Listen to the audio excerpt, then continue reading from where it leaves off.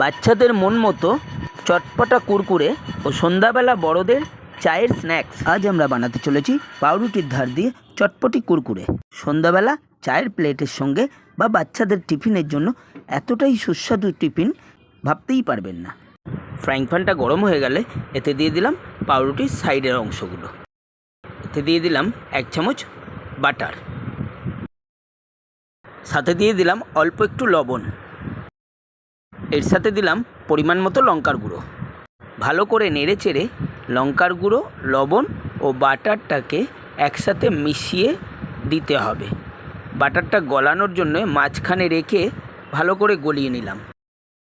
এবার ফ্রাইং প্যানের হ্যান্ডেলটি ধরে ভালো করে নেড়ে চেড়ে নিলাম যাতে সব কিছু একসঙ্গে খুব ভালো করে মিশে যায়। এরপর এতে দিলাম পরিমাণ মতো টমেটো সস। এখানে যে যেমন টক ঝাল মিষ্টি খাবেন সেই রকম পরিমাণই সে দেবেন।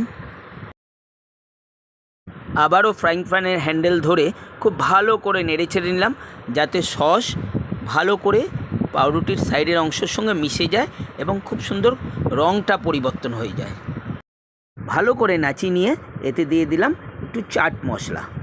চাট মশলার পরিমাণটা খুব ভালো করেই দেবেন যাতে তার টেস্টটাই আলাদা আসে।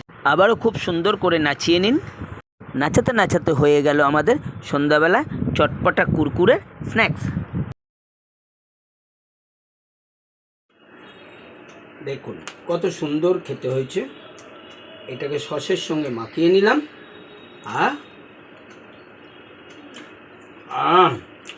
দারুণ।